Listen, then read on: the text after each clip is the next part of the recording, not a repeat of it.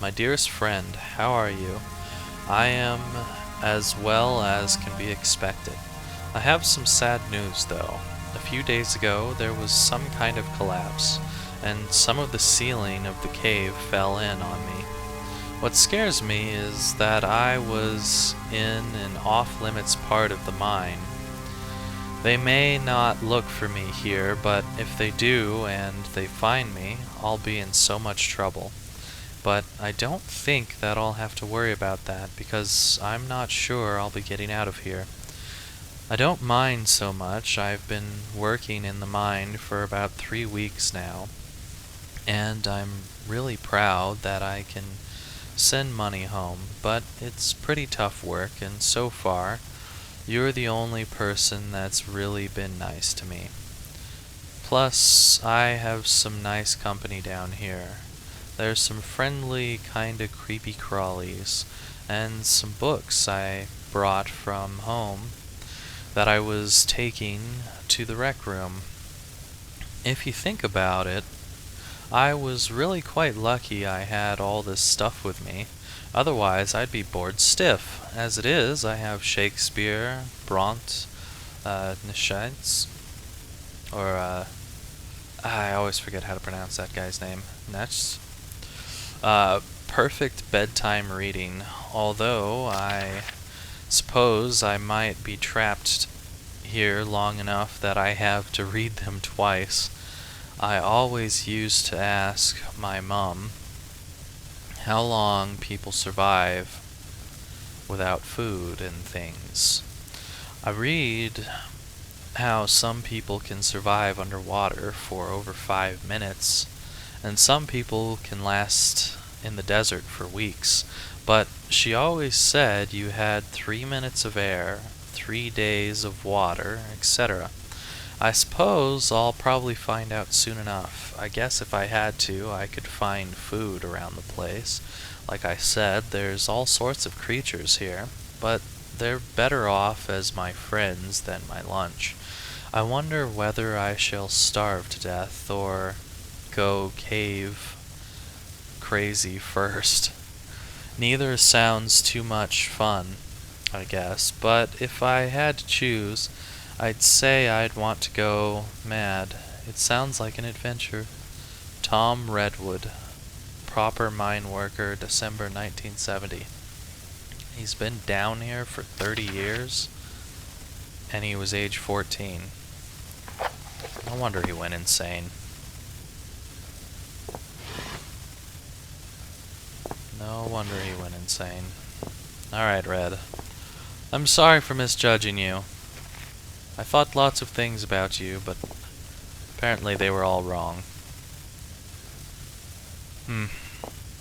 Now I feel much more sorry for Red. Let's go ahead and save. Chains on his arms are visible now. Not there out of choice. Father looks on aghast. He clutches some notes, shaking hands. He knows what has come, what the man has released. The only one who could stop it. Howard knows the real fear.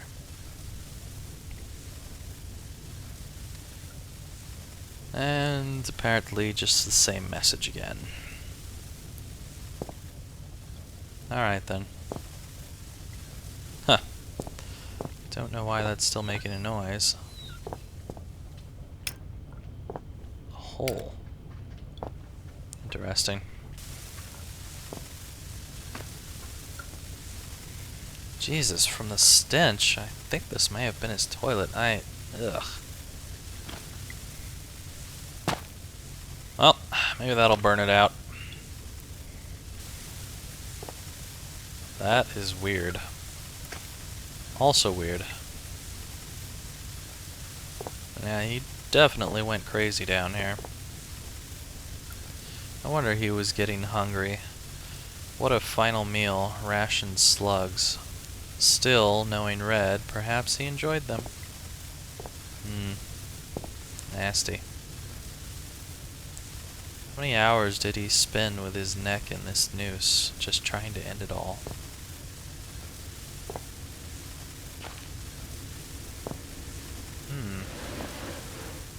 Ah, the power. It's an electrical panel. Funny place to have one. Alright. Let's see, can I pry this open? Alright. Well, maybe the screwdriver. Do I still have the screwdriver out? Yes, I do. Perfect. I'm surprised that those don't turn around. Electrics. Maybe running out to the door. Alright, let's see here. I could try a saw. That worked. Well, if that didn't work, I was going to try the cutters, but that worked just fine. Alright then. Time to make my way out of here. You could have come out with me, Red. I would have brought you. Alright, let's see here. As I stepped into the mouth of the underground facility, there should have been questions, fears, doubts running through me. Instead, I was torn in two. Part of me I felt had died, along with my only ally and friend. His final words had raised more questions than they answered. And I couldn't get his screams for help out of my head, despite knowing deep down that the pain I had caused Red was itself all the help I could have offered him. I was alone again, but I had nothing to do other than press on into the unknown.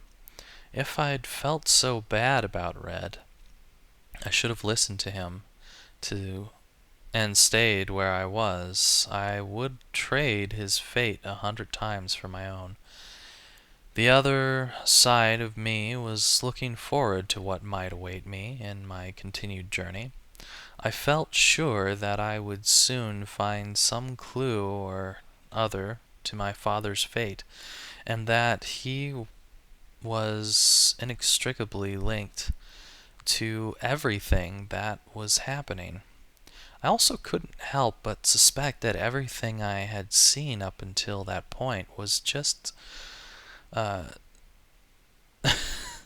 symptomatic of whatever lay beyond the threshold. I know now I was right. I don't know why that word looked different than it should have looked. Oh, a note? Seems like a list of staff. Welcome to the shelter, established 1973, elevated caste 4, chief staff 6, lower caste 39, temporary 8, total population 57. Key members: Chief Overseer Wilbur Frisk, 80s to present, Bryn Stafferson 73 to 80. Chief Chemist Neil Oswald, Troy Rettenesque, RIP 1991. Construction Unit Perry Petit, 72 to 79. Chief Xeno Officer, to be announced, Richard Archbook, RIP 1992. Excavation Unit, to be announced, Technology Unit Darren Gray, Rod Smythe. Away Team, missing in action. Head Chief Benito Carlo. Chief Translator Howard LeFrisk, 73 to present. Last updated 18/02/2000. Really? So it was updated this year. Interesting. Please have your identity documents ready.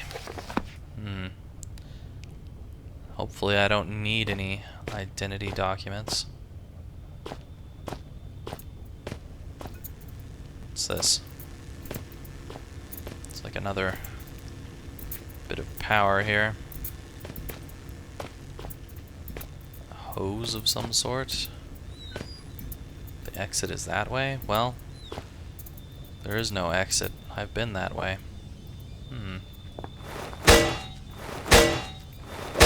This one looks stuck. Yeah, I don't think I'm getting through that one. Too new or something. What was that? What the?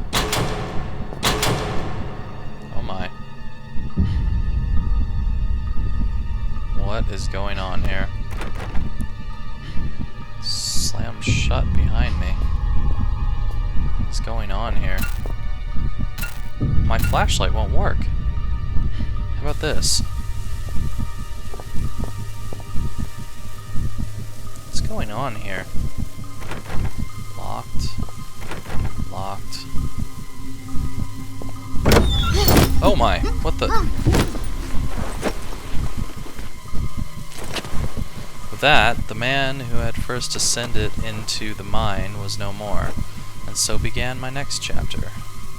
To be continued.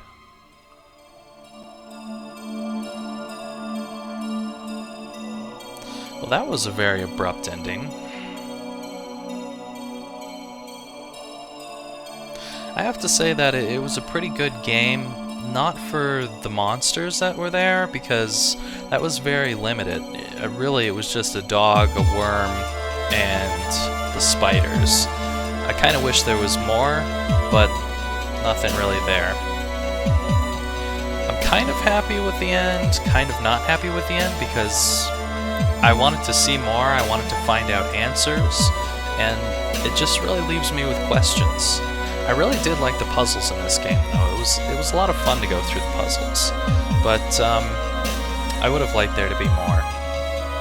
I'm sad to see that this game ended right on that note. Oh well.